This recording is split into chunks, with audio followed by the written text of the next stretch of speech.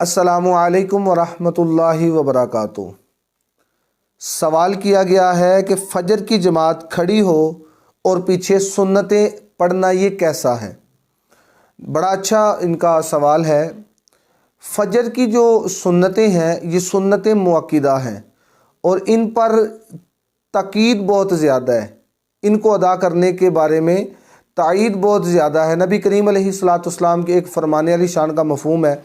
حضور نے فرمایا کہ فجر کی سنتوں کے بارے میں حضور نے فرمایا کہ اگر مجھے گمان ہو کہ ایک اونٹ کا لشکر مجھے اپنے پاؤں تلے رون ڈالے گا تو میں پھر بھی فجر کی سنتیں نہ چھوڑوں۔ تاکید بہت زیادہ ہے کہ فجر کی سنتیں کسی صورت میں بھی نہیں چھوڑنی چاہیے۔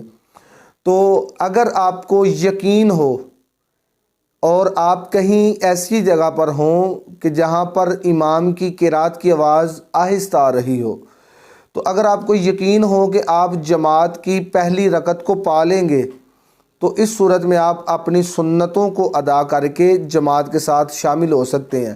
اور اگر آپ کو یقین ہو کہ اگر میں سنتیں ادا کرنے میں لگ پڑا تو جماعت ہاتھ سے نکل جائے گی، جماعت کی رکعت جو ہے وہ گزر جائے گی، تو پہلے آپ جو ہے وہ جماعت کے ساتھ اپنی نماز کو مکمل کریں گے۔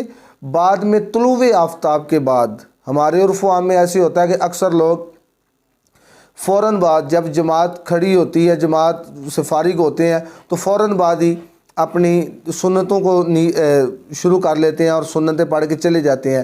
ایسا کرنے سے سنت نہیں ہوتی۔ سنت جو فجر کی سنتیں ہیں ان کو ادا کرنے کا صحیح طریقہ یہ ہے کہ اگر آپ کی جماعت سے پہلے رہ گئی ہیں تو آپ کو چاہیے کہ جو سنتیں رہ گئی ہیں ان کو طلوع آفتاب یعنی کہ اس کے نکلنے کے بعد جو ہے ان کو ادا کرے، تو ایسا کرنے سے آپ کی نماز درست ہوگی۔ تو امید ہے کہ آپ کو اس مسئلے کی بخوبی سمجھ آ چکی ہوگی۔ اللہ کریم کی بارگاہ میں دعا ہے اللہ رب العزت ہمیں شرعی مسائل کو سمجھ کر ان پر عمل کرنے کی توفیق عطا فرمائے۔